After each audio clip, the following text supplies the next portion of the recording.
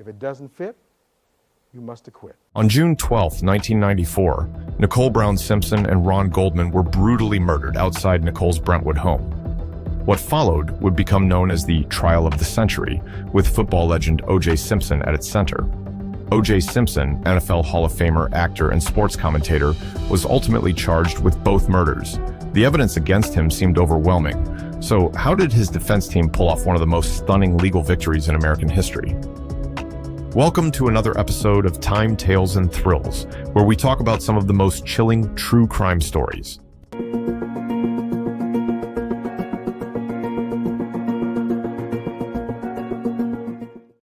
The shocking murders of Nicole Brown Simpson and Ronald Goldman almost stopped the world from spinning, mainly because all the evidence gathered pointed straight to OJ as the prime suspect.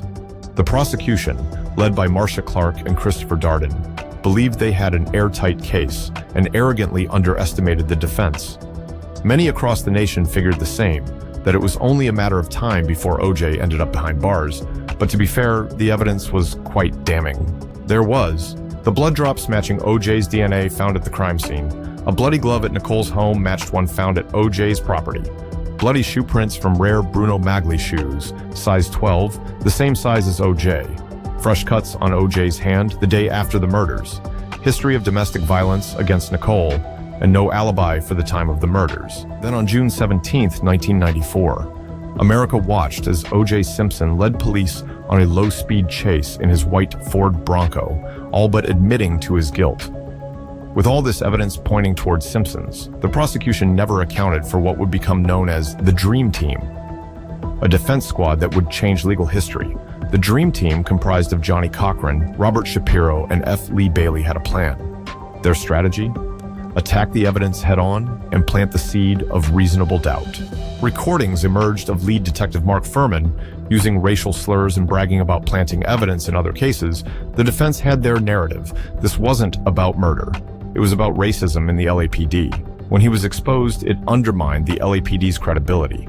The defense effectively raised doubts about the handling and integrity of DNA evidence, arguing that it was contaminated and mishandled by the LAPD. Barry Scheck and Peter Neufeld were instrumental in this aspect, highlighting potential errors in the collection and storage of evidence. Johnny Cochran masterfully introduced racial elements and bias as a significant theme of the defense, especially involving the Los Angeles Police Department. The defense argued that racial prejudice could have influenced evidence collection and police testimonies. The trial happened just 2 years after the LA riots, so racial tensions were still high. The defense expertly tapped into the black community's distrust of law enforcement, which effectively forced the jury to consider that he might not have done it. The gloves in question were a key piece of evidence in the prosecution's case. One glove was found at the crime scene, and its pair was found at OJ Simpson's residence. The prosecution argued that these gloves were worn by the killer during the murders. On June 15, 1995, the prosecution, led by Christopher Darden, decided to have OJ Simpson try on the leather gloves in front of the jury. The intent was to demonstrate that Simpson's ownership or potential use of the gloves linked him directly to the crime. When Simpson tried on the gloves in the courtroom, it appeared that they did not fit his hands. He struggled to pull them on and seemed unable to make his fingers fit comfortably within them. Observers noted that the gloves seemed too tight, and Simpson made a show of trying to stretch them over his hands, repeatedly stating, "They're too tight." Johnny Cochran seized this opportunity to cast doubt on the prosecution's case. He famously dropped the line, "If it doesn't fit, you must acquit." The image of Simpson struggling with the gloves became a powerful visual for the jury and the public, serving as a dramatic moment that challenged the prosecution's biggest piece of evidence. Like the defining moment in this trial, the day Mr. Darden asked Mr. Simpson to try on those gloves, and the gloves didn't fit. Remember these words: "If it doesn't fit, you must acquit." After 252 days of trial, 9 months of testimony, and less than 4 hours of deliberation, the jury returned with their verdict: not guilty. The prosecution had science and circumstantial evidence. The defense had emotion and doubt. In the end, reasonable doubt won.